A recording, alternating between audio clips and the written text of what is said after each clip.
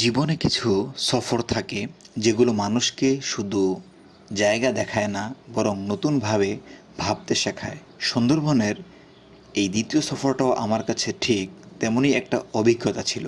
অনেক দিন ধরেই ইচ্ছা ছিল তো জীবন থেকে কিছুটা সময় বের করে প্রকৃতির খুব কাছাকাছি যাওয়ার। শহরের শব্দ, কাজের চাপ, মানুষের ভিড় সব কিছু থেকে একটু দূরে গিয়ে নিজেকে নতুনভাবে অনুভব করার। অবশেষে একদিন আমরা কয়েকজন মিলে সিদ্ধান্ত নিলাম, চলুন সুন্দরবনের উদ্দেশ্যে যাত্রা করি। সেই রাতের উত্তেজনাটা আজও মনে আছে। ব্যাগ গোছানো, ক্যামেরা প্রস্তুত করা, কে কী নিবে সেই আলোচনা, সব কিছু মিলিয়ে মনে হচ্ছিল আমরা শুধু একটা ভ্রমণে বের হচ্ছি না, আমরা একটা গল্পের ভিতরে প্রবেশ করতে যাচ্ছি। ভোরের দিকে আমরা রওনা দিলাম। রাস্তার দুই পাশের দৃশ্য দেখতে দেখতে মনে হচ্ছিল বাংলাদেশ আসলেই কত সুন্দর একটা দেশ। কোথাও সবুজ মাঠ, কোথাও নদীর পাশের গ্রাম, কোথাও নদীর পাশের গ্রাম, কোথাও ছোট ছোট বাজার। যত সামনে যাচ্ছিলাম সৌন্দর্য তত বাড়ছিল।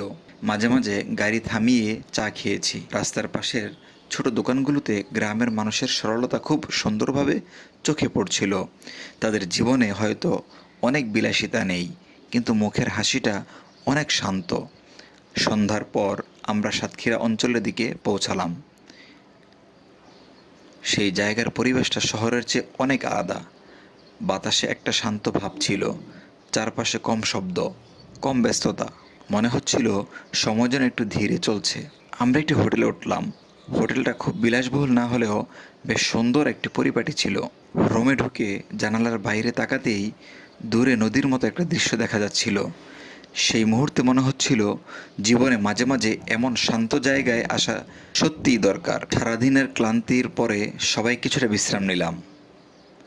রাতে আমরা স্থানীয় খাবার খেতে বের হলাম। সাতক্ষীরার খাবারের মধ্যে একটা আলাদা স্বাদ আছে, বিশেষ করে টাটকা মাছ, দেশি মুরগি ভর্তা আর গরম ভাত। সাধারণ খাবার হলেও মনে হচ্ছিল অনেকদিন পরে এত তৃপ্তি নিয়ে খাচ্ছি। চারপাশে শান্ত পরিবেশ, মানুষের সরল ব্যবহার সব কিছু মনকে ভালো করে দিচ্ছিল। খাবারের দোকানে বসে স্থানীয় কিছু মানুষের সাথে কথাও হয়েছিল। তাদের জীবনযাপন খুব সহজ সরল। অনেকেই নদী, বন আর মাছ ধরার উপর নির্ভর করে জীবন চালায়। কেউ মধু সংগ্রহ করে, কেউ নৌকা চালায়, কেউ ছোট ব্যবসা করে। তাদের কথা শুনে মনে হচ্ছিল মানুষ অল্পের মধ্যেও শান্তিতে থাকতে পারে।